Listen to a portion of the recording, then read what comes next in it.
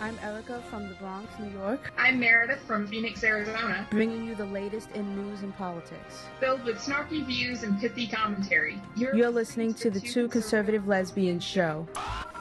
Alright, and we're back here, Meredith and I, with our 17th episode. We are nearing the end of the season. We're nearing the end of the year. Thank God. We are. Yeah, so exciting. So before we start, let's just give like 10 seconds to the fact that in the Senate race, we beat Mary Landrieu's ass, kicked butt, took names. Bill Cassidy is now he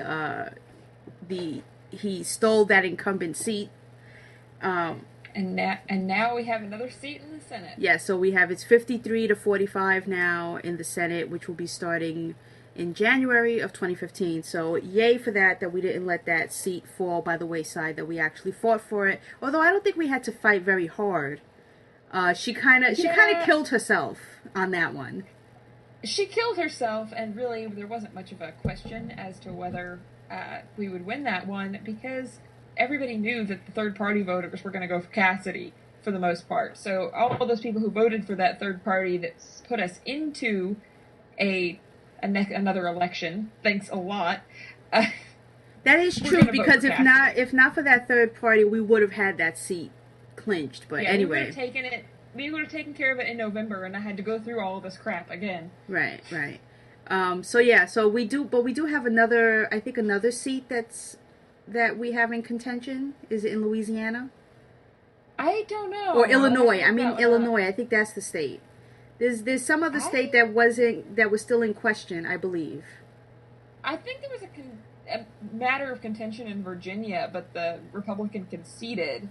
Okay. Well, we'll have to look that up and see what's happening for next year, because there's more elections to come. But in the meantime, let's discuss what's happening in New York City, because that's where I live. And so I have so much fun in terms of the Eric Garner grand jury decision came down.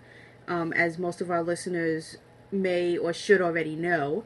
And the grand jury decided to do the same thing that they did in the Michael Brown case, and there was no indictment for the police officer who put Eric Garner in the chokehold, which subsequently resulted in him having a heart attack and dying. And I've got to say, differing from the Michael Brown incident, which we can clearly understand that there is a difference between what happened to Eric Garner and what happened to Michael Brown, I actually disagree with the grand jury on this one. And I don't understand how they could possibly not have even come up with, like, manslaughter charges, second degree. Something to say for the coroner to say that it was homicide, and for the definition of homicide to be that the act that someone did upon another person resulted in that person's death, then that means someone is responsible. So for the grand jury to say there should be no charges brought up against this police officer, against Eric Garner, it brings into question, well, then who is to be charged? Right. Well, okay, but first of all, homicide is that's not the way homicide is defined legally. Homicide is defined as any death that's not natural. So it doesn't mean that someone else was necessarily responsible for it. It just means that it wasn't a natural death. They didn't die of old age, essentially, and somebody, So, and while to a certain degree, I agree with you that maybe this was a little less clear-cut than the Michael Brown case, but we don't know what all of this was not nearly as publicized, and we don't have anywhere near as many facts about this case as we did about the Michael Brown case. Right. So I find it a little bit hard to just say, oh, well, obviously he should have been indicted. I'm going to give the jury the benefit of the doubt and say that, that there was probably evidence given in the grand jury trial that showed reason why he would have done what he did in that situation with Garner. Right. So, I mean, for me, based on just two factors. One, a chokehold is illegal to put on another person in New York State. And second, the fact that there was one main difference from the Michael Brown case and the Eric Garner case. The Eric Garner case had video, whereas the Michael Brown case did not. Michael Brown case was based solely on hearsay, on the witness testimony, which actually went in favor of what the police officer said. In this case, they had camera angles from about 3 to 4 different positions in terms of before the altercation happened, when it happened, and after. And I'm not 100% sure, but I think they said that the grand jury was able or was allowed to see 3 of the videos that were released. So I don't, but like you said, they had other mitigating circumstances. We don't know what else they had to see. We don't know specifically what their instructions were based on what they could or could not determine based on the video, based on a whole lot of things. And I know that one of the arguments that the prosecutor said was, because Eric Garner was able to say "I can't breathe" 11 times, was basically proof that he could. You know what I'm saying? If his throat was being crushed so hard that he could not breathe, he probably could not have spoken either. And that's when it really comes down to it. Was the death the fault of the police officer? Well, he had to, for it to be manslaughter, I think he had to know that he was going, that you know, there was a possibility he was going to kill this person. And the guy actually died of a heart attack, from what I know. Like, he had a weak heart, and the stress from the altercation was what caused him to have a heart attack. It's a tragedy, surely it is, but at the same time, the cop was doing his job at the time. We can disagree with the law that he was enforcing. I think the law was stupid that he was enforcing, but he was doing his job, and it's not really the job of the cop to say, oh, well, I'm not going to choose to enforce that law today because that it's a law I don't agree with.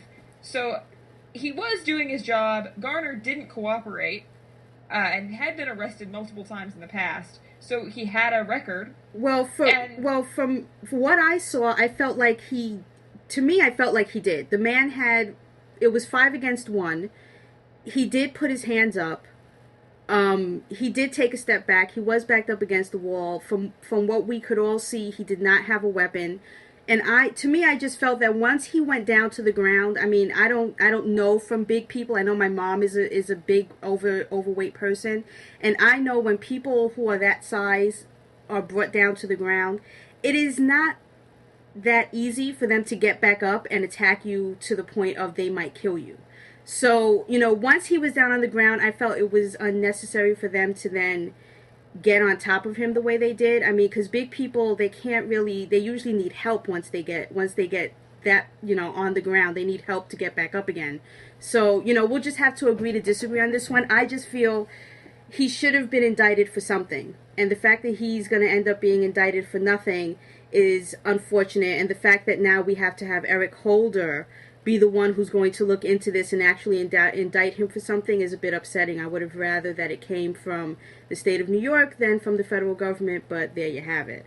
So well, and there's the thing that really annoys me about this is that suddenly it's now a civil rights issue, and it's like, I'm sorry, how in the world do you think race comes into this at all? Like, I don't see any. The guy was breaking the law, and he wasn't that he was not breaking the law. We know he was. And in fact, the reason that the cops were called was because he was selling, I believe he was selling cigarettes in front of another store that sold cigarettes. And they were the ones who called the cops on him. So, like, we know what was going on in this situation. It's not a situation where they targeted this guy because he was black. And it's frustrating to say, oh, we're going to do a civil rights violation thing now. Why?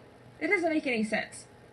Right, and you know, subsequent to that, there have been now protests in the, I would say, easily in the thousands. And it's just strange to me, and it just shows you how the mainstream media works, where I don't know how it is for you in Arizona, but I'm in New York, and I can tell you it is very difficult for me to find any footage whatsoever or any reports on the actual protests. And it's weird, and I hope that the people who are protesting don't start thinking that the reason why they're not making the news is because they're in a way, quote unquote, being peaceful about it. And the only reason why Ferguson was on the news the way they were is because they were starting fires and, you know, burning cop cars and really becoming a menace to, you know, their town, that the people here who are protesting don't start doing that because the news media just is not paying them any attention. But I am very surprised that we have easily 2 to 3 times more people protesting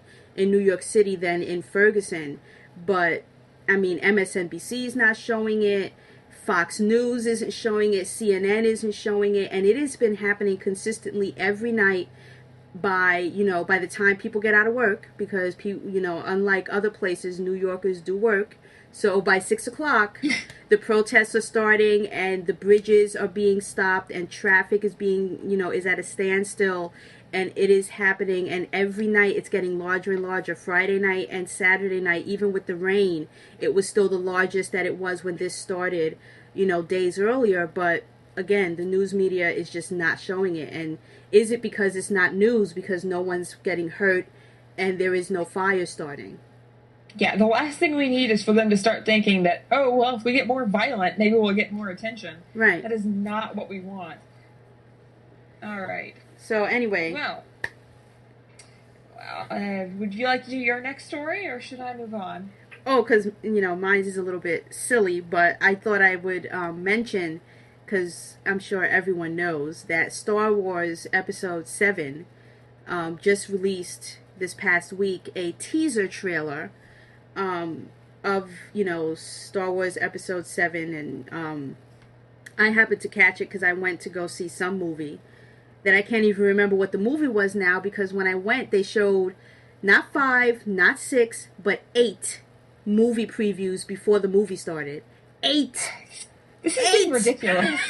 And everybody, you could hear everyone getting so annoyed, like, not another preview. Even when the last one happened to be Star Wars, by that point people were so pissed. Even if they were the biggest Star Wars fan, they were livid at this point. But anyway, one of the big news that came out after this preview was the fact that the first scene in this 15-second video was of a black man in a stormtrooper outfit. And of course now everyone thinks that that's racist to say that stormtroopers are black. What are you trying to say? Blah, blah, blah, blah, blah. And it's become this, like, can we get over it issue? Delving into the Star Wars storyline, it can be argued that this guy is dressing up as a stormtrooper, as happened in previous, Star Wars episodes, in order to infiltrate and blah, blah, blah, blah, blah. There's probably a whole huge storyline that encompasses this black man in this stormtrooper outfit. But of course, we are in the politically correct era where it was probably a wrong move for the director to have this image be the opening of the teaser trailer, because it didn't work to his advantage. Well, I don't know. Everyone's talking about it. True. So maybe it did. Seriously, I think that might be to his advantage to have a teaser trailer that everyone is talking about. Yeah, and exactly what you're saying. It's a teaser trailer. We don't know who this character is. We don't know what he's doing in a stormtrooper outfit. We don't know if he's really a stormtrooper. Admittedly, if he is actually a stormtrooper, I would be kind of pissed off, because stormtroopers were clones. They were clones of the same person who was white. So unless they've changed what stormtroopers are, he can't actually be a stormtrooper from the, as they were in the original series. But I'm more of a Trekkie, so I'm kind of low key about all this. And I was just gonna go there and say, unless you're a Star Wars nerd, then, and who would know that they're clones, then it's like, who cares? It's a freaking movie.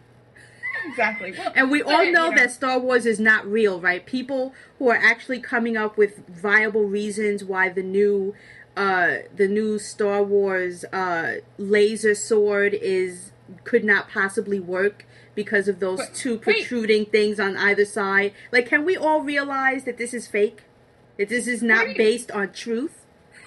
What are you saying, Erica? Star Wars didn't happen? No, it didn't. There is, what? And I hate. A long time ago in a galaxy far, far away. You don't know if it didn't happen. You don't know. And Meredith, I hate to break it to you also, but Star Trek is not real either. What? Like they are not out there